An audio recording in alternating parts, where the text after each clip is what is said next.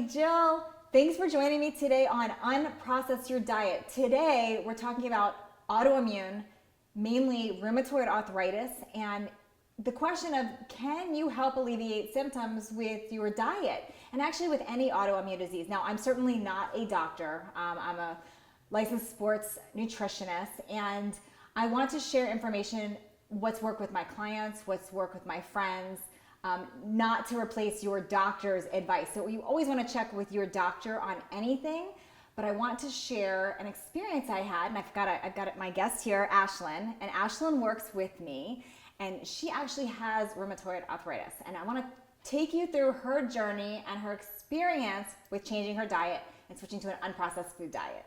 I have my guest here with me, Ahslyn, who works with me.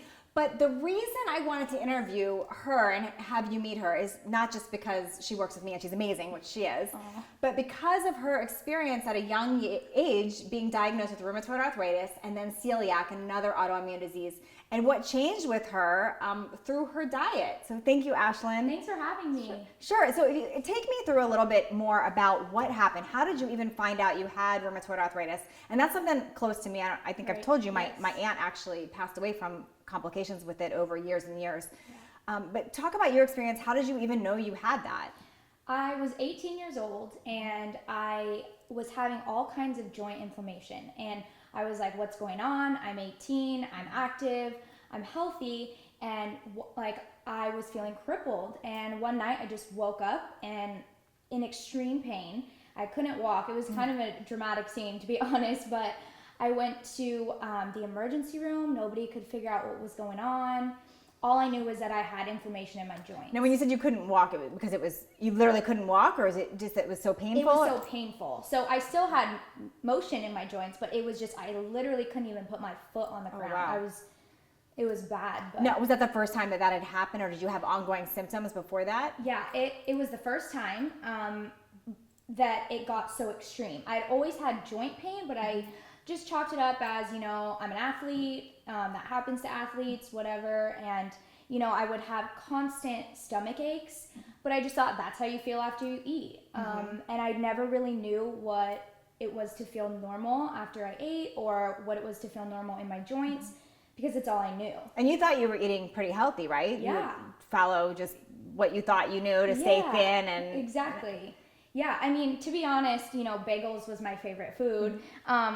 I did have a heavy bread diet. So I just stuck to what my favorite foods were. Of course, still trying to maintain a healthy diet, but by no means knew that I had any form of, intolerance or celiac, to gluten. Sure. So I want to address the joint pain because a lot of people have different joint pain, and somebody might say, well, gosh, I have joint pain. How do I know? I think with rheumatoid arthritis, I've heard that you could have it on the same side. You have a pain in your elbow, it's on both elbows. Is that what you experienced? Yeah. I mean, I know there was different joints that were definitely more severe than others, but some joints did match each other. It was weird because it would just be the simple, my left pointer finger and then, my right wrist. But at that point, it was starting to be everywhere in every joint. Okay. So it was different joints at different times, but when that onset happened, it was all of my joints. So that night at the hospital, you went to the emergency room. Did they diagnose you right there, and what happened? They had no idea what was going on. They thought maybe I had lupus or I got bit by a spider, something. They were just trying to rule everything out. I did tons of blood tests, but in the end, they, at that initial point, they had no idea. And so they then thought, maybe you have rheumatoid arthritis. I'm going to refer you to a professional, a rheumatoid arthritis specialist. So at the ER, they came up with this. And so take us through your journey then. How did you alleviate that pain right then and there? Okay, so at that point, they just were like, here's pain meds. This is what you're going to have to go through. Just take these whenever it hurts, and just kind of slapped a Band-Aid over it. Sure. So for a while, waiting to get into the rheumatoid arthritis specialist, it was just pain medication after pain medication, and just really uncomfortable trying to figure out what actually was wrong. And so by the time I got to the rheumatoid arthritis specialist, she tested my blood again, and I had no factor rheumatoid arthritis. So it wasn't factor in my blood, but I had all of the symptoms of it. So I was just really confused, and they put me on steroids at that point to treat it, and a couple of shots that I had to do every day, and it was just making me feel, I was on medication, and I didn't like the feeling at all. So it was medication to mask one problem, but you're getting other problems. So when did they officially figure out it was rheumatoid arthritis, and what was the course of action from there? So at the doctor's office, at the rheumatoid arthritis specialist, she said, even though this isn't in your blood, this is what you have. So I was confused, but at that point, they diagnosed me with that. And then they went forward with steroids and shots that I took every day, and then I'd have to go in every 4 months to, check up and make sure there wasn't any more joint damage, and so on and so forth. And at a certain point, I just felt like not myself, all these medications, what's going on, and I didn't even necessarily know if it was helping. Okay, so bring us through from that point to when you then now realize you had celiac on top of it. And it's very common when somebody has one autoimmune disease, if you're not treating that, especially through diet, you could experience another one. That is very common. So celiac tends to go along with a lot of other autoimmune diseases. Yes. And that was just, I decided for myself, I was going to go more a homeopathic route and just try and see if I could talk to somebody who maybe knew the reason, so I could hit this problem at the source instead of just, like you said, masking it. So I went to a homeopathic doctor, and he was like, I'm going to run your test to see if you're intolerant to gluten, to see what that's going on there. And he got, my blood test back and was just like, you are, across the board, you're a celiac. Like, you can't have any of this. This is what's causing your autoimmune disease. But he just kind of gave me a couple handouts and sent me on my way, and was just like, what was in the handouts? It was just like, don't eat, a list of things to not eat, and then, a couple of websites to check out. So what happened from there? At that point, I was so frustrated. I looked on the websites. I was still confused, and I had so many questions. I got so frustrated to the point where I was like, maybe I just, all of this stuff is a lie. What doctor do I believe? I'm going to still eat what I want to eat, because I didn't have like a clear path or solution at that point. So take us through when you switched to ultimately an unprocessed food diet. Okay, so I have told you so many times, by fate, I came across working for you, and I started to read into like your programs and all of these things that were, you were celiac, you had gluten-free programs, and as I started working for you, I really had to research your programs, because I was helping you with the behind-the-scenes stuff. And I thought, if, Natalie's a celiac and she's changed her life because of the way that she eats, maybe I can try this too. And all of that information, what you provide in your programs, was insane. Across the charts, just something that I had never even known before. And so I was like, I'm going to hop on this right now, obviously. And I started with the 4-week jumpstart, and literally within that month, like, no pain in my joints.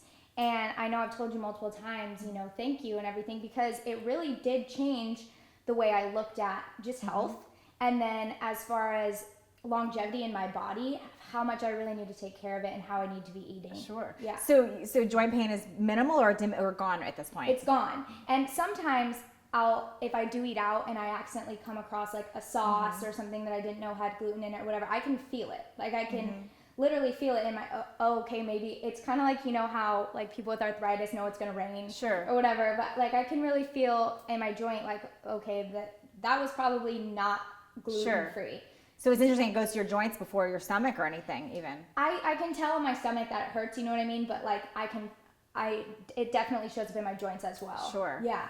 Interesting. So now, and talk about the meds. Are you anything anymore? Zero. Yeah. That's great. Just because, I really, really believe after, working with you and stuff, it's all about your diet. It's all about what you put in your body. And, what I was eating before didn't help me, obviously. And so now that I've made the commitment to really taking care of my body, I don't have to take medication at all. And I don't know if you feel this way, but even aside from autoimmune diseases, when you realize the impact food has on even those, it makes you rethink everything, because food really can make or break your entire life. Yes, and every single time somebody has like some sort of health problem, I'm always like, you got to check out Natalie's programs. I swear. I'm like, it helped me, you know, if it's something that is, I feel like can be prevented by the way you eat. I'm always like, just change the way you eat.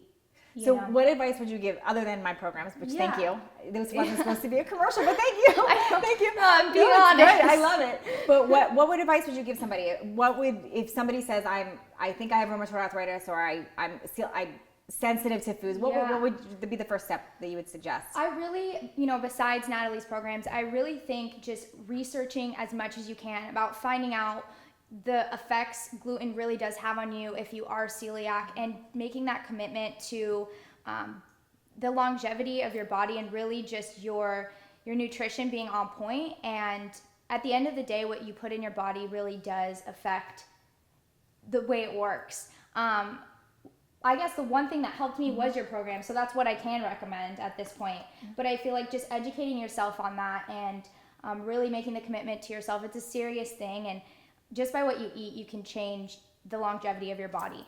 And what I love about Ahslyn, and I'm going to let you know how you can read her blog and reach her, but what I love about her, and I think you'll be relatable to a lot of people, is you are a typical young person that had no idea about nutrition, thought you were doing a lot of the right things, and never made that connection between health and nutrition. And now in her early 20s, she's made that connection, and it's changed her.